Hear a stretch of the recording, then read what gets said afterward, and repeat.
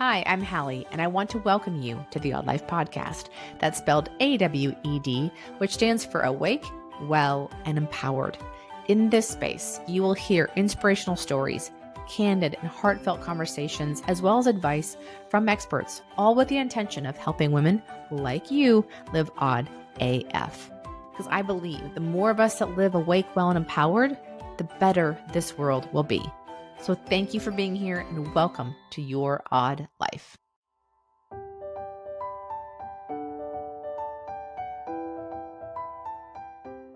Hey, you guys, welcome back to the podcast. I'm your host, Hallie. Thank you for being here. I have a very, very, very special guest today. Her name is Nina Badzin. She's the host of the podcast, Dear Nina, Conversations About Friendship. And it's one of my favorites because I cannot get enough of conversations around friendships right now. It's becoming one of the main focuses of my life. I wanted to have Nina on to talk about something I've been struggling with lately. It's just navigating friendships in midlife. And if you're like me, you have kids that are grown or close to it, and their activities are no longer the center of your world. And if we have more free time and are looking for people that we can connect with, now that those things are no longer part of our lives that used to connect us. Like, for example, I had kids that played sports. So a lot of the friends we had were whoever the other team parents were. And also, for a long time, we could just open our door and all of our neighbors were our great friends. Well, people need more room, job changes, whatever that is, they move out of the neighborhood. And then that changes the dynamics of things. Of course, new people can move in, but sometimes they have younger kids or they're just in different stages of life. So we just don't have a lot in common like we used to. Or maybe you're going through divorce or you've moved to a new city. We all struggle sometimes with trying to figure out friendships and navigating that process of how to create the ones that are going to take us down the road. So what I'm looking for is to figure out, how do I create what I'm looking for in this next stage of life regarding friendships? I think friendship is actually a huge part of living an odd life. And it's an area that I really need to work on right now. So stay tuned for our conversation and don't forget to check out Nina's podcast at the end to deep dive into a ton more of these kind of conversations. So welcome to the podcast, my friend, Nina Badzin. Welcome, Nina, to the podcast. I'm so excited that you're here. I've wanted to talk to you for a long time about this topic, and I want you, if you could, jump in a little bit with your background, what you're doing, your own podcast, and how friendship became your thing. Hallie, first of all, thank you so much for having me. I'm a fan of your podcast. I'm a fan of you as a person. You're my friend. You're my online friend who I've actually met in person, which is a whole other topic we could get into. But to answer your question, I have been writing about friendship since 2014, really longer than that in terms of fiction and other ways of writing about friendship. But in the advice realm, I've been doing that since 2014.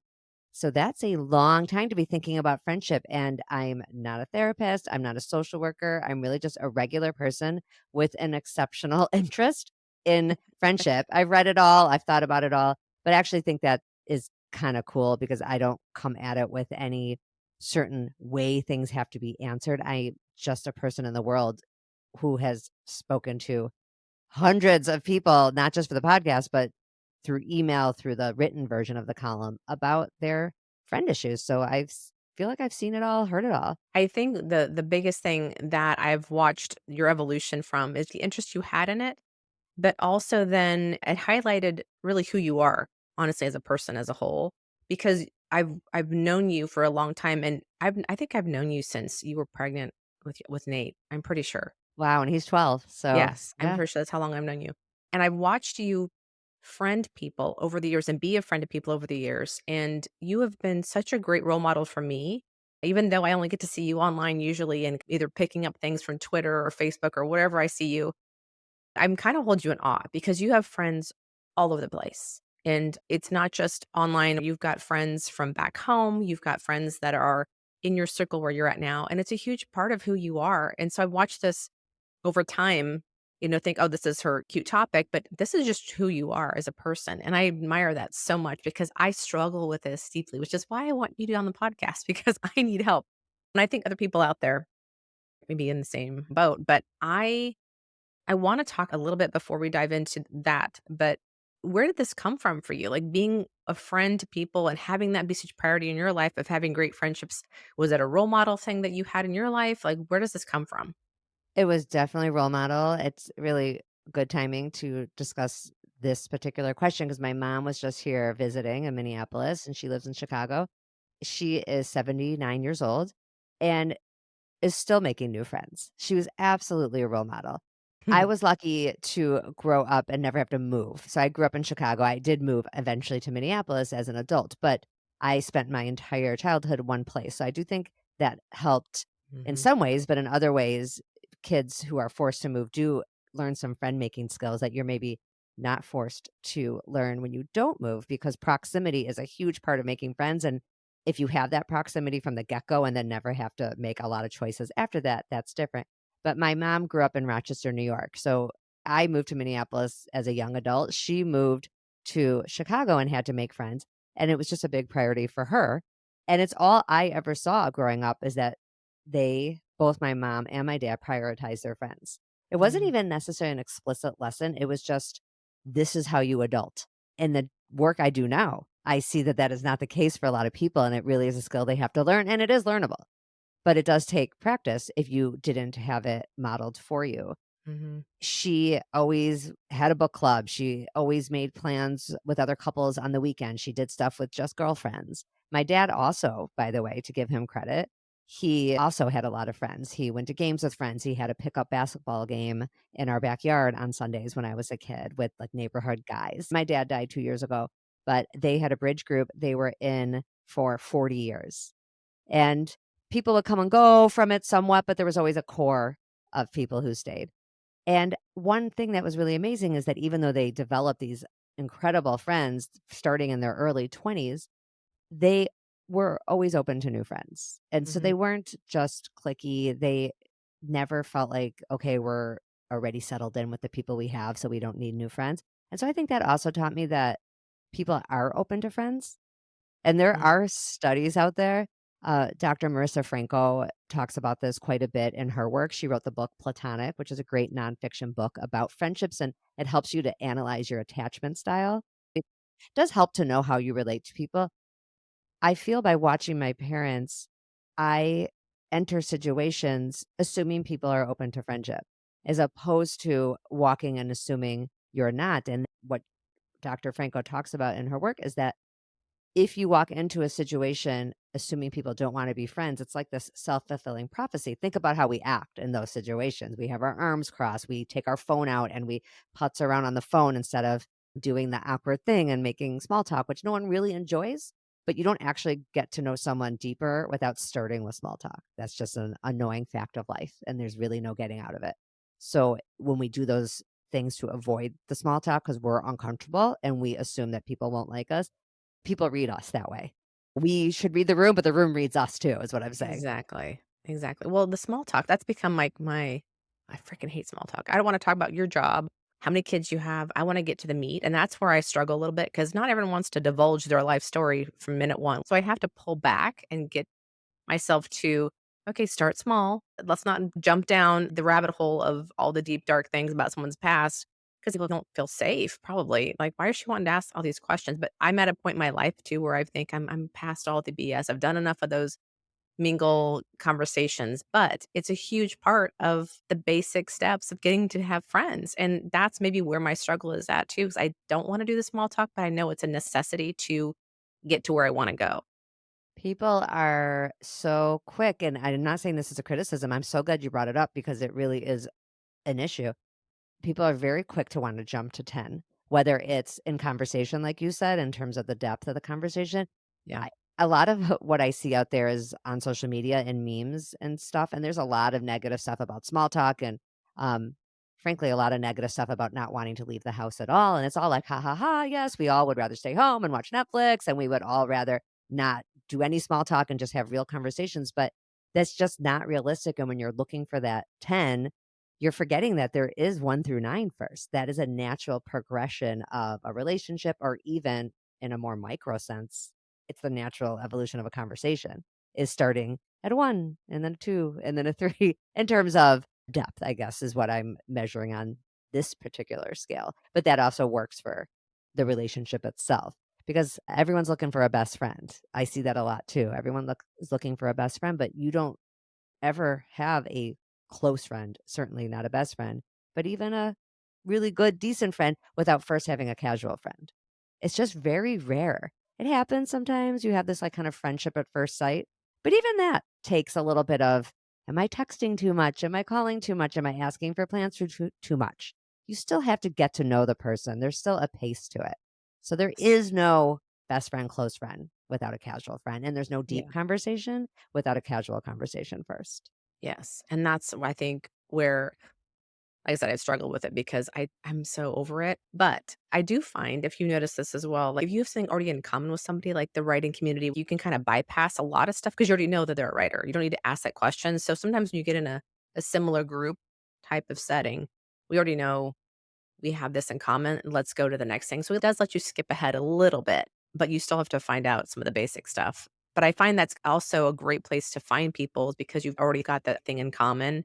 And then you can just dive into some other things and see what else you have in common besides just the writing piece or whatever that thing is that you have. Yeah, Do you find that's the same right. thing? Absolutely. I would absolutely recommend that when people are looking to expand their circle a bit, they start with things they enjoy doing. Because Mhm. even if you don't end up connecting with the people there, at least you're doing something you enjoy. Because that counts for something too. Time is limited. So you might as well do something you like. Like you brought up the writing community. I co-lead creative writing groups in Minneapolis, and people have definitely made friends from those groups with each other, but that wasn't the goal of the group. The goal of the group was to have a network for your writing, to have feedback for your writing, to be around other people who are making time for this kind of work in their lives. Usually it's in addition to other jobs or parenting or other things they're doing. And then over the years, these bonds really formed, but it was organic and natural, and it came from a shared passion in writing. They didn't come to the class together because they were friends. It's a big Yeah. difference. It is, and I think when you said that, the going and doing something you find that you already enjoy, it's not time wasted versus trying to go to maybe a networking event that you hate networking, you hate that small talk BS, like, okay, then don't do that. Let's do something that you actually enjoy, and if you find friends, like a yoga class or whatever that thing is that you already love, maybe make friends there, and that's one of the things I'm trying to do more is get out and about and do those kinds of things. Some thoughts about friends at exercise classes that I don't see a lot of other people talk about because people bring up yoga a lot as an example. I think if you want to make friends and combine exercise, it is best to do it where there's some interaction in the class. Mhm. So tennis, pickleball. I mean, you talk. Yeah, There's a reason why those kind of sports are so popular, I think, at an older age, especially as people maybe are a little more comfortable in their skin. They are a little more comfortable and used to small talk because they've done it before. Because that is the kind of talk you're going to first have on the tennis court or the pickleball sure, court. It's going to sure. be a little bit of small talk, but over time, you see each other more, and the talk may really be about the sport first, but eventually it can expand. And then it's like, hey, are you eating lunch after? Or you want to grab a smoothie before or Sure, something like that. But sure. yoga and other kinds of maybe even like hit classes and stuff like that, where the music is extremely loud, Yeah. there's no talking. And Yeah, you're right. it's even hard to talk before because you got to get your spot and you got to lay out your Yeah. mat. And yoga is different than the hit classes. But in yoga, it's very serene and everyone's there to not talk, actually. So That's it's you gotta right. think about stuff like that, and people don't always think about that. They're like, "Oh, I'll show up at the gym, I'll lift weights, I'll make friends." Like, I lift weights all the time at the gym. I've never spoken to another human on I know. purpose. I kinda headphones in and I'm going. Yeah, When I have absolutely. to tell you, my husband's the opposite. My husband will go to the gym, and he is the mayor of the gym, and anybody that's listening to this and knows my husband knows exactly what I'm talking about. Any place we go, he's introducing himself, sees somebody if he's seen them more than once at the same time, oh, automatically, like, they're gym friends, and he'll start to make the conversation. I go there to get in and get out. He's there for 2, 3 hours because of that kinda stuff. He ends up talking to people. I'm sure they're probably like, either, "Dude, stop talking so I can get back to my workout," or they're the same kind of person. I don't know. I could easily have a gym in my home and not worry about it. He is the guy that goes and Oh, talks to everybody. that's It interesting. I stand so corrected on that. There is w somebody out there making friends in the yeah, weights. yeah, I don't understand. I am here to move and groove and get the heck out. The part I wanna go back to for a quick second is you mentioned your mom, she was forced to meet people because she was new town. My mom had 3 sisters and a brother, and so those were her friends. And so she didn't have to go out and meet other people. Those were who she went to automatically. Those were her immediate friends. And then she was a teacher and she had a couple teacher friends, but when she was done, I think for the day, I think she talked all day. I think she was kind of talked out. And so she would just come home and then do her thing. So I think that inhibited her a little bit with her own ability to make friends, and then I saw that, and I had a best friend from high school, and we got each other, and so we carried that on, and then when I got to college, it was sorority, instant friends, didn't have to work really hard, proximity, right? And then met my husband and then met his friends because of his proximity, and then instantly I've got a set of friends, but once we all moved apart, it was so hard to keep that going because it just was at that time too, we didn't have cell phones quite yet after college, it was really still email was the only thing really that we had, and we didn't really keep up on it. I was busy with the job that email was constant, and I didn't wanna mess with it, so I think there's a lot of things with my work life then too. I was on the phone all the time. I was doing a recruiting job and didn't wanna be on the phone, so that inhibited also my ability to then reach out to friends. The last thing I wanna do is get on the phone after work. And then I got married and we moved, and then it was the kids stuff, and then again, proximity. So here I've had this life over and over and over again, proximity. And now my kids are basically grown. I've got one left that's graduating this year, and all the ways we used to meet people and hang out are now basically gone. I'm not sitting on the bleachers next to the little league parents anymore, and we're not seeing each other every other day. I'm not in car line pickup at school doing all the activities. And so my stage of life, I'm like, okay, where are my people at? And the people that I had before, I mean, I still have friends, and I'm not completely friendless, but it just everyone's so stinking busy to try and coordinate a coffee date or go for a walk. It is literally like lining the stars because they've got two other kids yet in middle school or younger, and they have crazy activities. So we have maybe different stages of some things where we're at. And I'm finding it really hard to get the time with people because my time's also limited too. We're busy with the podcast and I'm busy traveling and those kinds of things. So it's these little chunks of time. And like I said, it's like aligning the stars, trying to find those times with those friends. But this is my other struggle is now my interests are a lot different than what they used to be too. So that That's fair. my evolution has changed a lot of what I want to talk about and hang out and do. So I don't know if you've seen this yourself because you're getting closer. You're a few years behind me, but the midlife conversation, kind of that we're getting ready to be Mhm. empty nesters and those things have shifted. What are you seeing out there as far as, the conversations around midlife and any suggestions about creating a circle of people that are just truly based on you? Like they're based on you and your interest, and that's it. There's nothing else connecting you. Any advice or tips or ideas you've had about helping cultivate some strong relationships starting in midlife. Maybe we're just starting all over again. Maybe we're moving or empty nesters and it's just our world's completely different. There's a lot of things that push people into this space for sure, age, and if you're a parent, which not everybody is, but if you are, having your kids not home anymore is just enormous. And you brought up a really important thing, which was the sports, and you in particular, because I know you Yeah. and your kids are real athletes. And so that was a lot of weekend time that It's scratched the social itch, even if people weren't necessarily lifelong best friends. They, I'm sure, were lovely and you had fun and you grimaced at hard parts of the game and you celebrated good parts of the game and you had these memories that you made together and your kids were close and you didn't need much more. And so during that time, you probably mhm, didn't cultivate as many friendships as you might have. So there is that issue and you are not alone in that. I mean, as we mhm, know, mhm. sports are just a massive part of a lot of parents' lives. It's not a massive part of my life as a parent, but I know it's a massive part of a lot of parents' lives. So Yeah. that is Yeah. something to address and just echoing that you are not alone in that. Mhm. Another one that we just didn't bring up, and then we'll talk about solutions, but divorce is a huge thing Oh, that sure. also pushes people in our age bracket, but even younger, into suddenly a new Yeah. situation of like, wait a second, who are my friends? Are these my real friends? Are they his friends now? Are they her friends now? Whatever. So that's Sure. its own issue. But almost doesn't matter actually what the source of feeling lonely or feeling like you don't have people that you really are deeply connected to. Like the source doesn't matter as much as like, what do we do now? Because you Yeah. also brought up another thing, which is it's not that you have nobody in town to do things with, but really not enough people maybe who have time. So time's huge, who have free time Yeah. and who share your interests. So Yeah. like those are the two things I'm hearing Yeah. is time too hard to schedule with the people that are around because they're in a different stage than you and people who share maybe new interests you have. So one solution I have for you in particular, but I think it would work for other people. I think that you, Hallie, should be looking for older friends. actually. I think, you're looking in the wrong direction. I think you're looking sort of behind you instead of ahead of you.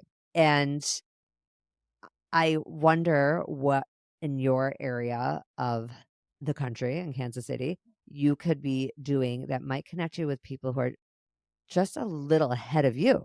Yeah. So you still have one in high school, but maybe someone who doesn't, who only has college kids or maybe even kids out of college. Yeah. Because those are the people who probably have more time and interest Yeah. in going for that walk, in signing up for a 2-day retreat. And I mean, you're a real doer. Yeah. You are a seeker and a doer. And it's like, it's funny as I'm your guest, but I also know you. So I feel like, and we've never even really had a chance to have this conversation Yeah. about your friendships in particular. I do think it still would help other people. I feel like you like to sign up for things, you like to try things, and you are willing to do them alone.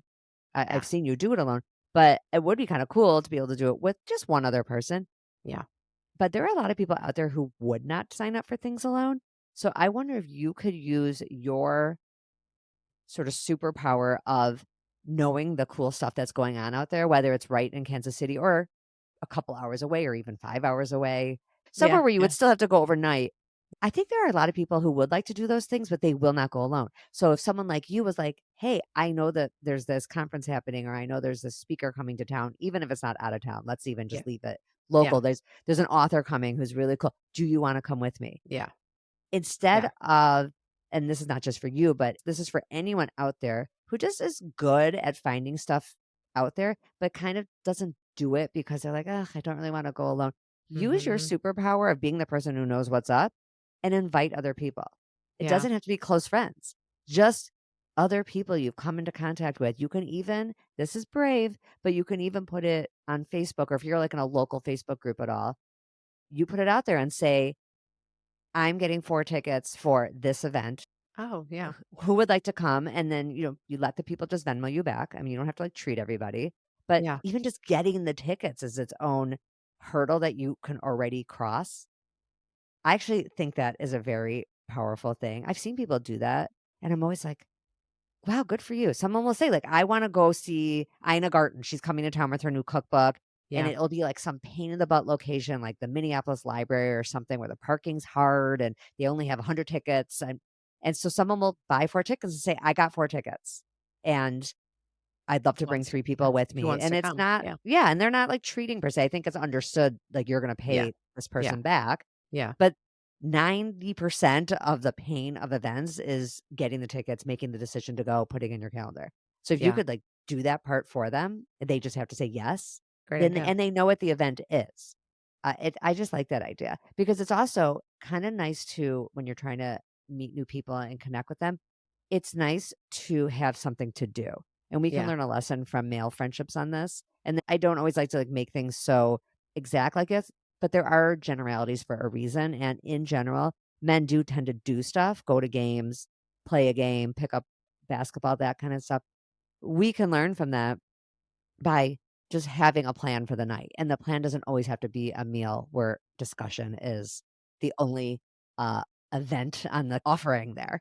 So doing something, and even just the car ride there becomes a little catch up time and finding a parking spot and getting your seats and waiting for the event to start. Like these are the kinds of things that turns into time together. Yeah. And then maybe you'll do another thing together. Maybe the next time it is a walk so that you can continue that conversation that got cut off before the speaker came on.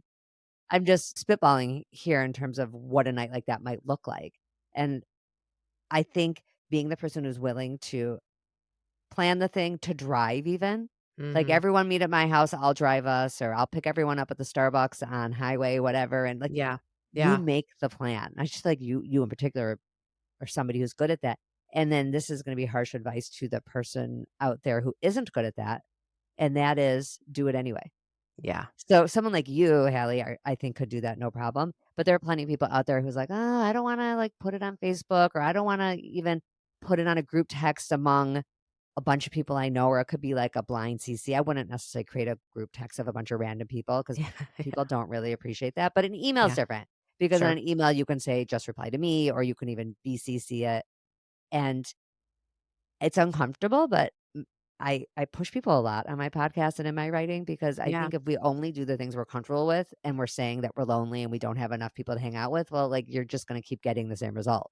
That's There's exactly no it. way around it that That's you right. are. You're gotta do something different. And for you, I like the idea of people slightly older because Mhm. I think you're a very thoughtful, deep person who is always evolving and has done a lot of reflection. And sometimes that is not the case for people until they're a little older Yeah. than you Yeah, are. I get that. That's a great idea. There is one thing that I did find, and they're going national. There's a thing called The Hive. It's a local women's group that does monthly meetings, but they also go on walks together. It's all for midlife time frame of people. So like 45, 55 and above, depending. There's kind of a gray area on both. They're going national, reading books together, doing a book club, doing some charity work together, things like that. So I just found them the end of last year. I shouldn't say I found them. I've been watching them over the last year and decided to finally jump in last Oh, October. good. Yeah, so did a couple things. I've only been to 2 meetings, so just crazy schedules and didn't line up with my time frame. But yeah, I'm meeting some people there, which is great. What was that Uh like? I'm so curious. Like, you show up, are people already really familiar with each other? Is it everyone kind of coming Not along? necessarily, because it's kinda cool. What they do is if you're new to the group, like, they assign you to a table. So you're at a table with other women that maybe are new to the group, and there's an ambassador to help that's been around and knows people and can kind of have the conversation. They'll tell you what table you're at, so you don't always go to the same table. That's what I've gathered. So you're with new people all the time, unless you bring in a friend in to kinda try it out and see what it's like. So it's just once a month, they just do a quick, "Here's what's going on. Here's what we've got coming up." Just to get to know each other a little bit, have the most social time. It's at a restaurant, so we order food and have drinks and all that kind of stuff. And it's really loud, which is hard. So you're kind of just getting to know the person next to you or across the table from you, and that's about it. And then you catch up on what activities are coming up, and they have a speaker that comes in. So there's some things for everybody. And I don't think the monthly meetings really make or break the group, but I think the activities outside of that meeting is the thing that's gonna get me more than anything. They've got coffee every month, coffee date, kinda like the older guys that, you see the old men in the coffee shops, Yes, they get together. totally. I'm becoming an old woman at the coffee shop, and they do a charity event at someone's house, like, making something to drop off, whether it's backpacks full of food or whatever, so there's that piece if that's your thing. So there's a little bit of something for everybody. And I'm kind of digging it. It's funny that you said about getting with older people because I tend to gravitate towards younger for some reason. Just because I tend to gravitate towards younger people because I want the activity. I want people to go out and do things. And I found the people that have been older are kind of stuck in their ways or they already have their set friend groups. So I kind of have a struggle with either fitting into that friend group or they're just not really receptive to adding another friend. But I just have struggled with the demographic where what feels natural or the right place for me to be. But it makes sense to be older because they're not dealing with the schedules and all that BS. Yeah, So I would just makes try good it, sense. and you're not Yeah. looking for a group of older friends, just, like, 1 or Yeah. 2 Yeah. people that Yeah. you connect with. I actually speaking of a group, I know that's not what you were implying, but No, you're but good. but you're right that there are groups that exist that aren't necessarily looking for more people. I think sometimes people make the mistake of looking for a group and looking for a deep conversation, looking for a best friend. Similar issue, right? Like, I would absolutely suggest that anyone out there who is looking for friends should be looking for a friend or 2, Yeah. not a group at all, Yeah. Yeah. because that's just a recipe for disaster. But speaking of that, the conversation you had with Chrissy Tate a couple weeks ago, talking about the triangle and Yeah, making it more of a circle, I'm like, I get that. I get that. Because I think once you try and navigate what's already whether it's me coming in from the outside and there's already a triangle in place, like, how do I fit into this whole yeah, situation? That's the hard thing, I think, about it is that maybe it's people that have maybe lived here for years. They've got friends they've been around and they've grown up with, and they just have their people, and they've known them forever, and so to come in from the outside may be kinda hard. Or it's the fact is that I, maybe perceive also that I won't be allowed in or I won't be welcome because they have their own set group of friends. And so a lot of times I think my own perception is my own enemy of what I think will happen. So I just avoid it from the beginning. Like, oh, they're not gonna. right. Kinda like we talked about earlier, like Yeah. this walking in with the assumption that it won't work out, and Yes. sometimes it doesn't work out. When I moved here to Minneapolis, by the way, I do think the people I was trying to befriend were already very long established here, Mhm.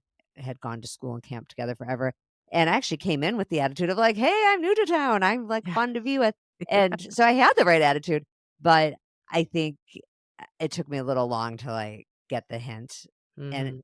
we're all worked out. I've been here 24 years, I've made a lot of friends, as you noted, which is great. But it did not happen right away. Probably would have happened a little faster had I taken Yeah. that hint earlier. Although I don't really regret what I did because I still think it's best to go in with a good attitude and Yeah. just try. Yeah. Give it a shot. So I think the other thing I want to talk about is midlife. And you mentioned this earlier is the evolution piece. Like we've evolved. And this is maybe a hard thing for people too that I want to address is that the people you've been friends with for a long time, maybe you've outgrown them because you Yeah, are no longer the same person. Any advice or ideas on how to navigate that? Because that can be a tough thing for people to deal with when they're looking to maybe add new people in their lives that maybe are more in tune with who they are now without hurting people's feelings and without ghosting them or whatever the thing is you feel like you need to do just to walk away. Any ideas and thoughts on how to navigate that tough situation? Because that's kind of where I feel like I'm at. I'm a totally different person. I'm no longer the one that would sit and make the small talk on the baseball bleachers and go have beers afterwards with the rest of the team parents. Like that's long gone. She's no longer here. And then the things I do care about are these totally different topics and subjects and all this other stuff. So without hurting people's feelings, how do you navigate that? that's so hard. And I'm Yeah. glad you brought it up. It's really a hard issue. Couple of things. I really can't stand the concept of a cut off culture, which is different than cancel culture. I'm not Yeah. talking about Yeah. that. But Yeah. just cutting off, there's no need to cut people off. Like, I wish more people, and it's probably not such an issue in our age bracket, but I think younger people, I see it a lot on social media, have this Mhm. like real pride around cutting people off. Not Mm. that's just because they've grown away from them, but because they're upset at them or something. And things that happen in like youth culture do trickle up, they just do. I mean, the lingo, the way people dress, whatever, music, like it all trickles up. And so I hate to see that kind of culture around. We don't need to cut people off, even if we've outgrown them. You can spend less time with people without being dramatic about it. And if you were the one making more of the effort in the first place, let's say, then you make a little less of an effort. And Mhm. when you make more time for other people, you're just going to naturally have less time for the people that you don't have as much in common with. And they can probably feel it too. I often find that chemistry, both good and average chemistry and certainly bad chemistry, is usually felt on both sides. Yeah. Yeah. So that if you don't share as many interests anymore, they probably feel that. I know that's not always the case. There's going to be people out there that are hurt or have been hurt by friends who have drifted away. But ultimately, we're not doing each other any favors, just doing a lot of time together out of obligation. So when I'm saying don't cut people off, I mean, you could still spend some time with these people or have a phone call here and there Yeah. because also you never know that they may evolve in your direction too. And you do have Yeah. this history together, which is nice and hard to replace. It That really makes is sense. hard to replace people who knew who your kids were, who Yeah. might have known your parents and might have known other things about you. You might have some shared friends and shared memories. And I hate to see people just end that because as we both know, it's not that easy to replace those people. It's Yeah. really not. But it's about making time. It's about having maybe a little arm's distance from the people who you don't feel as good around and bringing other people closer. Mhm. Yeah, making it organic, not necessarily like looking at it as a hard stop. It's looking at it as a gradual kind of distancing over time. And like you said, and I didn't think about this at all. They're going to feel this too. The energy is not there anymore. Doesn't feel the same for them probably either. And they're going to probably Right. do the same thing. So it's not going to be all on you probably. I would hope that's not the case. That people can't read the room. Yeah. It was No. the other thing I think about too is when you just mentioned this about making the plans. This is where I've also struggled with was maybe I'm hanging on too long or I'm the one trying to always make plans. Like there's this hard line of are they trying to give me the hint they don't want to hang with me or is it just I'm good at making plans? Like what's the thing? I'll catch myself making plans with somebody and I'm always the one reaching out, "Hey, do you want to go do this thing with me? You want to have coffee?" And then or maybe I'll respond and they'll say, yeah, let's do coffee sometime, but then they never follow up with actually a time and a date. So is this their way of distancing themselves? And do I just stop? How long before we take the hint or do we just stop? Or is it just how the dynamic of the friendship is? It's just they're not plan makers and we are. And they always say yes and they want to come. But after a while, it's like I'm always the one making plans and it feels very one sided. So therefore, I'm trying to read the situation or read why that is. And I'm trying not to also then delay the inevitable, like, they don't Yeah. wanna hang out with me anymore, and here I am dragging This this is thing along, and they don't want to. So, what are your thoughts on that? Is that something that you see a lot in people's questions? And yeah, this is my number 1 topic. This is the friendship stuff that gets people to my site is usually some version of, I always text first. I always call first. mm, I am always the one initiating plans. Should I stop calling my friend and see what happens? Like it's all the same question, just yes. different ways of asking it. And you've already in your question brought up so many points that I would make, but I'll say it a little differently. Whether somebody is good at making plans or not really is a factor. That's not a throwaway concept. Yeah, So many people are terrible at it. They really yeah, are. yeah, And one of the best episodes I did, it was really valuable to me. It was actually my 3rd episode ever. And so that was many episodes yeah, ago. yeah, As of this recording, I'm on about 90. So it was 2.5 years ago. And it was from the point of view of a friend who feels like she's always the one initiating, basically what you just said. But I had someone call in with the other point of view, mm, which was really wonderful to have her point of view because she said, I never initiate. And I know that. And I know that must be frustrating for my friends, but I just don't initiate with anybody. She wasn't saying it as a sense of pride, like, oh, I'm just so coveted. Everybody wants to spend time with me. She yeah, felt kind of bad about it, but she was like, I just can't. Like, she mm, doesn't have the motivation. First of all, she's an introvert. She does like her friends a lot and would love to spend time with her friends, but it's usually not her idea because she's kinda just fine staying home. She doesn't have mhm, that need. So the mhm, person who wants plans and likes to be with people more probably is gonna be the one who has to make the effort. yeah, Now, another thing you said is that whether the person responds with a date or not, that really does make a difference. That again yeah, isn't just like, shrug your shoulders, "Oh, sometimes they make a date, sometimes they don't." I think it's just fine if you're the one who always reaches out. mm, That's a little bit not everybody likes that answer. yeah, Some people are just better at it. that If you're makes good sense. at it, lean into it. That's your thing. You will always have plans because you know how to make plans. And like, that's really the better position to be in. Because, like I said earlier, if you're the kind of person who doesn't like to reach out and make plans and you're lonely, then you're going to have to learn to do it. Yeah, So, if you already like to do it, you're 10 steps ahead. However, I, yes, would keep your ears up and your senses up for whether the person says, yes, how's Thursday? Or if you say, do you want to go to this event? I got tickets, like we talked about before. yeah, And they say, "Ugh, I wish I could. I can't do that date, but I did see so and so is coming to town in October. Do you wanna come?" That to me is the same as if they reached out first. sure, I see that as equal. I really do. If you ask a friend for coffee and they say, "Yes, let's do it. 2 o'clock's great," or sometimes people ask me for coffee or lunch, and I really don't wanna sit. Like you, I have a podcast, I'm yes, on the computer, I'm editing, I'm recording all the time. I cannot do coffee.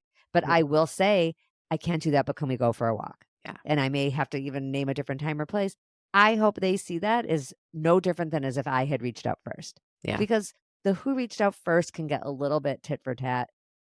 I wish people would just accept that you might be the one who reaches out first, as long as the person reaches back. That's what I yes, say a lot yeah, on my podcast. yeah, As long as they reach back with a quick response, doesn't have to be that day. We all know the difference between an extremely delayed response and, a day or two.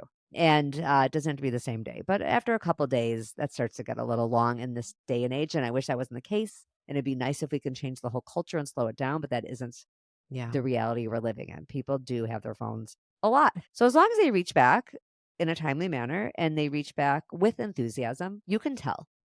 But I agree that if they write back and say, "Yes, that'd be so much fun. We should do that."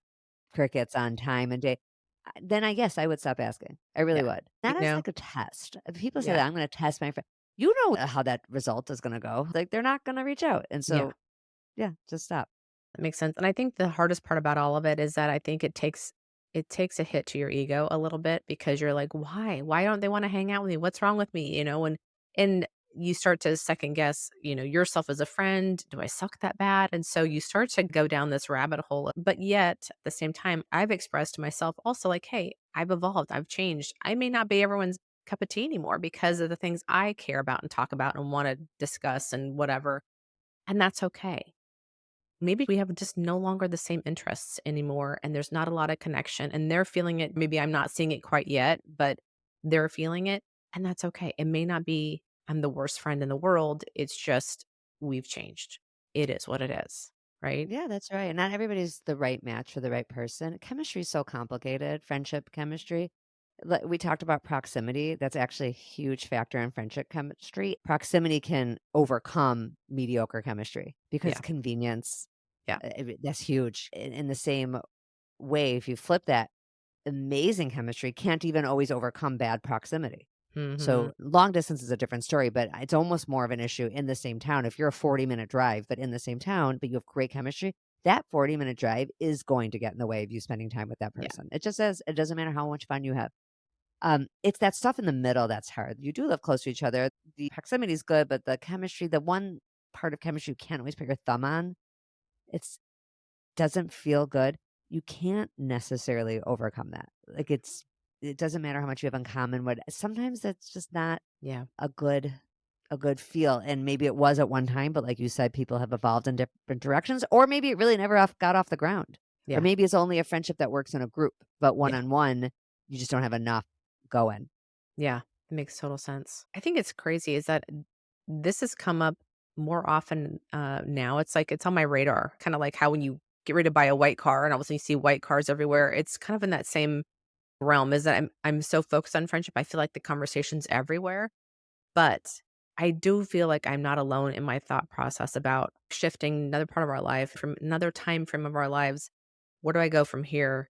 And how do I navigate this time when maybe I want to let go of some things in the past and develop some new ones? You've given some awesome ideas, like the activities are great. The thing I want to bring up too is our neighborhood used to be where our friends were. You know, growing up, Yeah. that's who your friends were. And then people are not as willing to stay in the same house for a long time. They've got different needs. They've had more kids to the family, need a bigger house. They move. And for a while it works until it doesn't. And then you have new neighbors that come in that aren't really Yeah. your people. And that sucks. And so that's kind of another dynamic that comes into the whole play of things. You can't just no longer open the door and find your people. It's changed. And so navigating where do I find my people? And then you've got the spouse thing, and we want to find couples friends because now those couple friends, it's changed again with that. So it's a crazy space to be in, but I really enjoy this conversation because I think it gives me more ideas and it also gives me this hope that I am one, not alone, but two, it's maybe not necessarily that I'm the worst friend in the world. It's just things have changed and you have to do different Mhm. types of things to find what you're looking for. You got to join some stuff. You really do. Yeah. And you and your husband are both so active. Like, why you two aren't playing pickleball? I'm not okay with that. We just talked about this. Well, he had a bum shoulder. He's had a shoulder Oh, issue. well, that's a good reason. And so he's had surgery. And so the recovery from that whole process. And then he went to the gym and pulled Uh, something in his hip. It's now he's got it. Ah, Now well, he's he needs limping. to I'm like, stop dude, lifting I, weights for 3 hours a day. That would help. exactly. I'm like, dude, you need to get healthy so we can go play pickleball. I just said that to him last night. So that's funny that you said I that. mean, it's just because it's like a couple thing. By the way, I don't even play pickleball. I play tennis though, and Yeah. I Yeah. see all the pickleball people. Yeah. There's men, there's women. You don't have to go with um a significant other. I mean, you come alone, it's fine. But my point is that it's mixed, so you're gonna Yeah. meet all Yeah. kinds of people. Oh my gosh, I just think maybe you should do it. I Forget know. him. I Like, know. you That's should do it. right. It's the most social thing because people play, but then you have to take a turn off the court. I mean, there's Yeah. maybe, let's say there's 3, 4 Yeah. courts. You have time on the court, you have time off. So you really are talking. Yeah. Like, you have to Yeah. kinda kibitz with people. This may be the thing that I do. I reach out to people, "Hey, I wanna start playing pickleball once a week or twice a week, or would you be willing to come in and do this with me?" And I've got a couple Yes. ladies just off the top of my head right now that I know I could reach out to, and they probably would say yes. So, Is the perfect example yeah. because it's the kind of thing where a lot of people, it's such a popular sport. A lot of people are like, "Oh, I would like to play," but sometimes starting the thing feels so insurmountable. Mhm. It's like, "Well, what racket do I buy? Do I need special shoes? Like, where are we gonna go? Am I gonna be scared the first time?" But when you do it with people, Yeah. it's less scary. Yeah. And if you're the one willing to plan it, it will happen. Yeah. It Yeah. really will. All right, the seed is planted. I'm gonna do it, and then I'll report back. Before I let you go, I know we could talk forever about this topic, and for anyone who loves the conversation about friendship, I'm gonna link to Nina's podcast. I mentioned it in actually the last podcast, but I'm gonna link to the specific episodes you mentioned.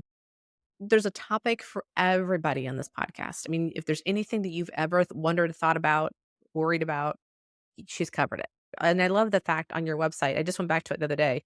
You've got a drop down menu from the podcast tab on the very top of your website that lets you ask a question anonymously. So if you have an idea or a thought or a worry that you want to have her address in the podcast, send her a question because she'll totally dive into it and she'll pull it apart. I love that you are willing to tackle the hard things that people are dealing with friendship. Oh, thank you. And thanks for being my real life friend too. Yeah, I cannot wait to come up to Minneapolis again. I'm trying to figure that out. I've rarely been able to get to Minneapolis in the summer because I've just been so crazy busy. So I'm putting it on the calendar. If you're around, we're gonna get together. So Yeah. Oh, I love that. well, before I let you go, I always ask all the guests, what is one thing right now that's helping you feel awake, well, and empowered? Well, don't laugh because you're going to think I work for like the Tennis Pickleball Association. But as I already mentioned, I don't play pickleball yet. I'm saving that for later. Yeah. But I just started playing tennis 3 years ago. And it has been the joy of my mid to late 40s because I used to play as a kid Mm-hmm. and I stopped when I was about 15 and then picked it up again when I was 45. And Oh, it makes me feel young, and not that, like, we're chasing youth, but it makes me feel young in the way that sometimes I'm nervous when I play a match. Sometimes I'm, like, embarrassed in front of other people in a way that pushes me. It yeah. does make me feel alive, like what Yeah. you said, like, I love that word awake. Yeah. It makes me have to try to get better at something, and I know I told you to make older friends. I've actually made a lot of younger friends playing tennis, Mm-hmm. and I'm the older friend, Yeah. and one thing I've had to learn to stop doing is joke about that. I actually Yeah. realized, like, I heard myself for, like, the 3rd year in a row, like, make the same couple of stupid jokes about it, and I finally was like, "You know what? They're not focused on it. Why am I constantly Yeah. drawing attention to it?" I feel like I'm their older, wiser friend, and they're my young, fun friends. They're in their 30s. Their kids are Yeah. little. They have different issues. We're not, talking on the phone really in between stuff, but we've gotten to know each other over Yeah. the 3 years, and it's so much fun. I love that you've come on. Thank you so much for this is a long time coming. And I know there's like 1,000 more conversations we could have about all of this. And maybe we'll have another one here soon about something else. But I just want to thank you so much for being here and being a friend that I've had for so many years. Social media, you can bash it all you want.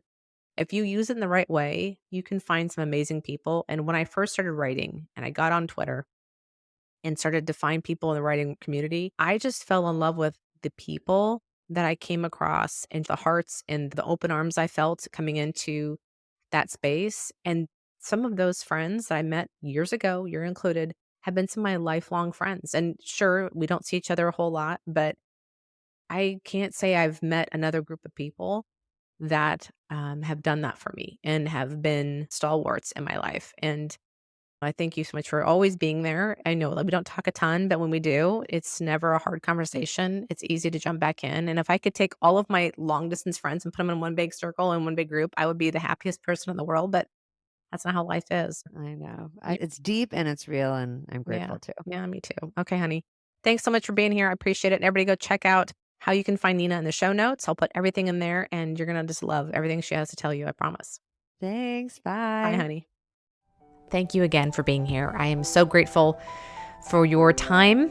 And if you liked what you heard, please head to where you listen to podcasts, rate and review. Please share on Instagram, your social media channels, wherever else you go, so we can reach as many people as possible so they can meet these amazing women and hear these conversations. If you'd like to connect further, you can find me over at my website at halliesawyer.com or on Instagram. I'm usually going to be at Hallie_Sawyer or The Odd Life, which is this podcast specific Instagram account.